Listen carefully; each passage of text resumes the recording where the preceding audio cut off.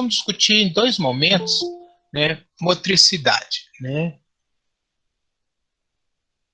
Vocês, né, já viram parte da motricidade lá na histologia, já começaram a ver também aqui, né, na anatomia, e agora vamos ver a parte, né, fisiológica. Então, basicamente, vamos ver o controle. Então, para começar a nossa aula, né, nós vamos iniciar com essa pergunta. Qual é a principal queixa de um paciente com doença muscular? Qual é a principal queixa? Né? Alguém comenta? Para quê? Qual é a principal queixa de um paciente com uma doença muscular? O que é que ele chega no consultório e vai dizer? Porque quando a gente está avaliando, né, o paciente, a gente vai perguntando qual é a queixa, o que é que ele traz aqui? Qual é o problema? Né? O que é que o paciente vai se queixar quando ele tem uma doença muscular? Qual é a mais comum, a principal? Professor, eu acho que... Pode falar? Pode sim. Eu acho que o principal, assim, deve ser, como a galera tá falando no chat, dificuldades em realizar o movimento, por causa devido a fraquezas ou dores, né? Dores musculares. Certo. Né? Então, o perfeito, né, o principal é a fraqueza. Né? Por que, que é a fraqueza? Porque, na verdade, a função do músculo é promover movimento. E aí nós estamos falando aqui, especificamente, né, principalmente, melhor dizendo, né, do músculo estriado esquelético. Tem a fraqueza. Pode ser a fraqueza. Como é que o paciente ele relata a fraqueza? Ele vai dizer, olha, eu ando tranquilo, mas quando eu subo uma escada, eu tenho dificuldade. Eu me canso, eu tenho que fazer um esforço muito grande para poder subir uma escada. Significa que ele está tendo, né, alterações, né, na função muscular, pode ser no músculo, pode ser nos circuitos neurais que controlam esse músculo. Né? Mas quando tem a alteração muscular, principalmente é a fraqueza, aí é claro, vai ter, como foi colocado aqui, a fadiga também ocorre, principalmente porque pode afetar a musculatura estriada esquelética relacionada à musculatura respiratória, tanto diafragma, como a musculatura abdominal, a musculatura intercostal, que dificulta, né, o paciente, né, fazer, né, movimentos respiratórios. E a própria dificuldade, né, de promover a contração muscular em relação, né, aos membros inferiores e membros superiores dificulta o retorno venoso, que dificulta, né, toda, né, a função cardiorrespiratória.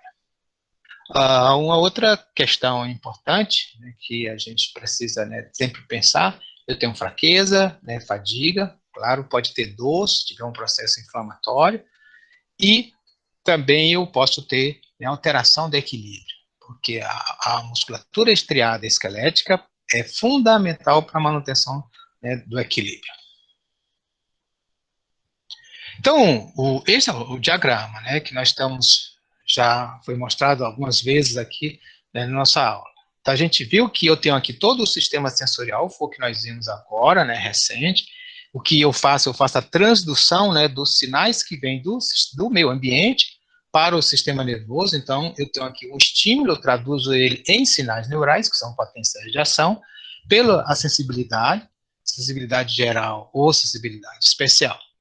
Então, nós vimos pela bioeletrogênese como é que ocorre a formação desse sinal neural, vimos aqui as circuitarias e o funcionamento da sensibilidade geral e especial, e agora vamos ver o inverso, né? Vamos ver como é que o organismo ele responde aqui para o meio ambiente.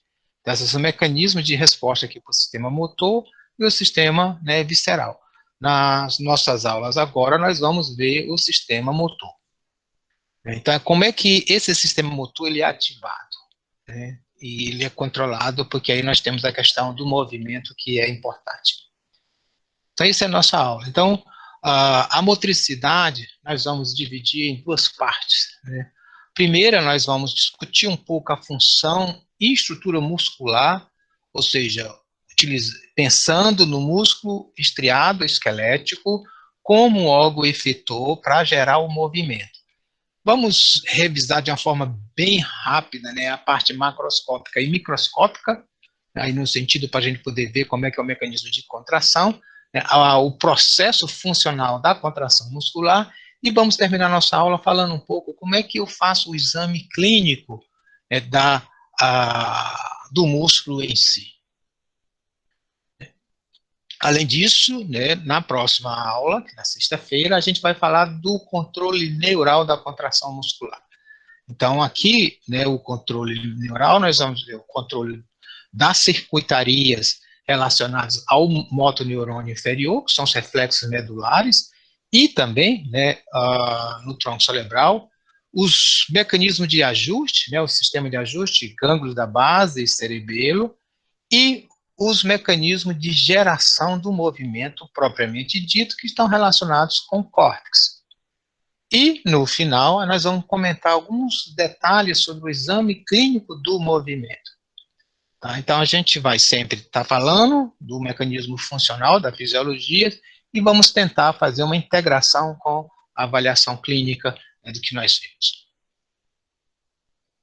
Então, na motricidade, né, a questão mais importante que a gente vai ter hoje na nossa aula é a funcionalidade. Definir a nossa placa motora, definir a unidade motora, né, definir o mecanismo de excitação e acoplamento, falar um pouco sobre metabolismo muscular, né, e como é que eu faço a avaliação clínica, né, da funcionalidade dos músculos. Tá?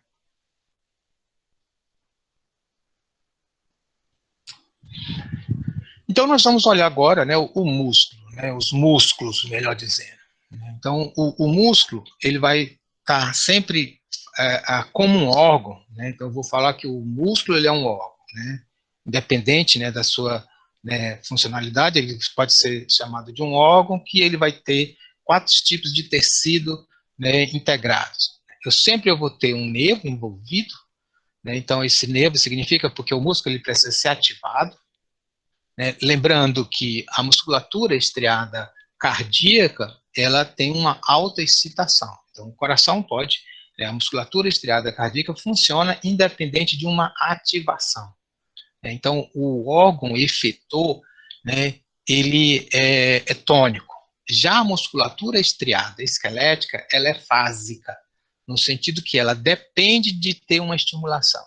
Então, tem um motoneurônio inferior, que está localizado na medula ou no tronco cerebral, né, na medula para os membros inferiores, né, para a musculatura, né, dorsal, né, para a musculatura dos membros superiores, e no tronco cerebral para a musculatura, né, da cabeça, né, e da face do pescoço. Então, eu tenho, neste aspecto, né, o motoneurônio, ele precisa estar ativo para ativar a musculatura estriada esquelética. Não existe um processo de inibição. Você só é ativado se eu tiver uma ativação do motoneurônio. Então, a presença, né, do nervo para ativar o músculo estriado esquelético é fundamental.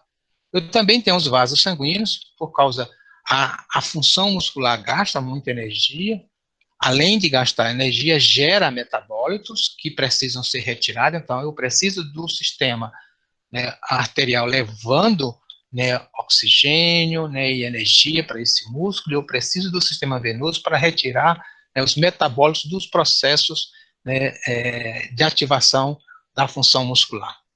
E é claro que eu tenho uma grande quantidade de tecidos, né, conectivos, né, que são importantes para formar o músculo em si como um órgão específico.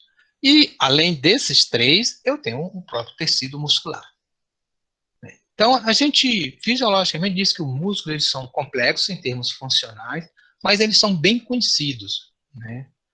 Mas ainda tem alguns detalhes funcionais que a gente não conhece, e tem ainda bastante pesquisa, né, sobre a funcionalidade da musculatura.